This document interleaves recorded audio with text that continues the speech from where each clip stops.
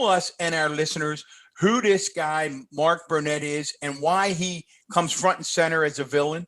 Okay, well, he's definitely a villain. I mean, he created the modern image of Donald Trump that most of the rest of America knew about, right?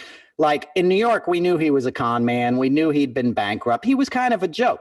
He was a joke. Nobody took him seriously. He wasn't a part of society. He wasn't a real billionaire.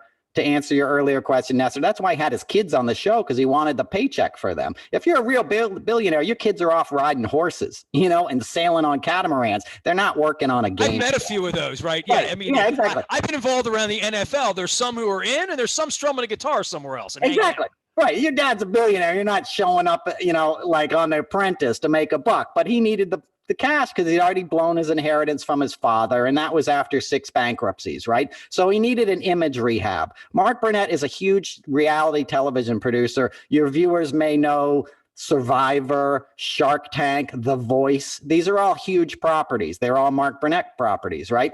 So originally he went to Vladimir Putin and he wanted to do a show on the Mir space station, right? And follow around some oligarchs and the people that were funding this. And no, you should have been on the show last week when I took NBC out back behind the woodshed for sanctioning that ish, right? With Putin. Yeah. I mean, literally, like. Well, you were right to do that, Nestor, because literally it was Putin.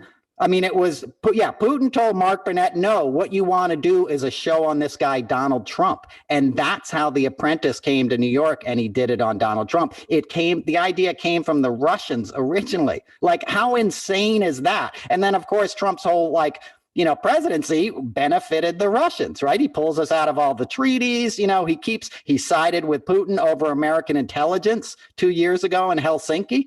Over NSA, which is near you guys in Glen Burnie. Like, I believe Vladimir Putin more than our country's intelligence agencies, which you guys be in Maryland, the quality of people and how they dedicate their lives to our governmental information. To have an American president, my grandfather was career NSA. He lived in Catonsville, like he would have rolled over in his grave and probably did the day Donald Trump came out and stood next to Vladimir Putin, said, he says he didn't interfere in the election. I believe him, right? So clearly Putin had an asset, and I'm not getting conspiratorial. I'm just saying Trump being a president benefited Putin. Trump having his image rehabilitated on The Apprentice allowed him to become a viable political candidate because most of America believed it. They thought he was a billionaire. Guess what? He's not a billionaire. Yeah. I think they thought, and Nestor said he never watched it.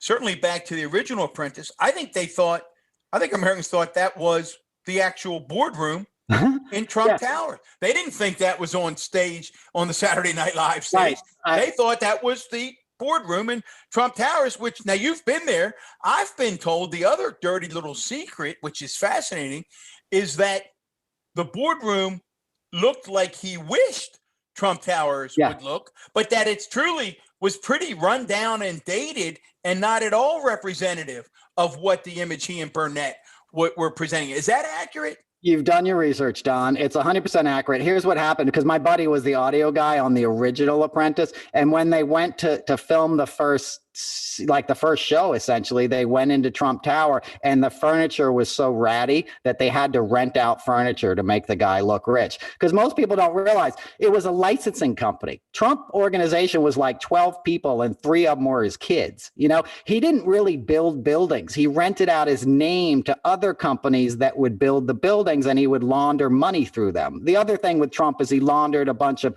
oligarchs' money because after the Soviet Union fell in 89, all these people that were crooked and corrupt in the former Soviet Union needed to get that money out of there and plant it somewhere. In New York City, before Trump, to buy a luxury real estate property, you had to pass what's known as a board, a co-op board. You had to show where your money came from, where you went to college, all these kind of things. Trump built Trump Tower and basically was like, if you got the money, you can buy a condo. So he let anybody into New York and into that high level real estate. And that's benefiting crime, essentially.